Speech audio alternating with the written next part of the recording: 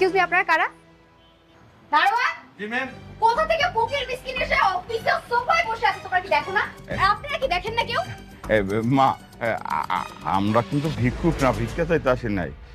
আমি হইছে মেঘলার বাপ, আর এটা হচ্ছে মেঘলার মা। মেঘলাকে মেঘলা হচ্ছে গিয়ে এই কোম্পানির মালিক। শুনেছো এই ফকিন্নিদের কথা? ওদের মতো ফকিন্নিদের মেয়ে নাকি এই কোম্পানির মালিক।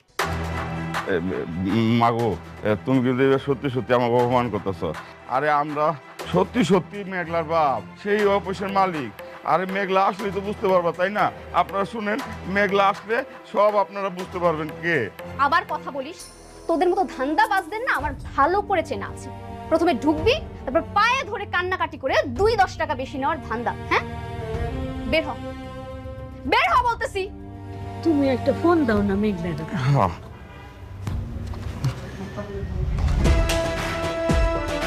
ও বুঝেছি, তোরা তো ভিক্ষা করতে আসছিস, টাকা না দিলে এখান থেকে যাবি না। এনে এনে 500 টাকা আর নে। এই 500 টাকা সারাদিন ভিক্ষা করলেও ইনকাম করতে পারবি না। এই 500 টাকা নিয়ে এখান থেকে ভাগ। আর কখনো যেন এই অফিসে তোদের দুজনের মুখ না দেখি। বের হ, বের হবি না? না সোজা কথা শুনবি না? ঠিক আছে। আগে শুনো না, কথাটা শুনো। আরে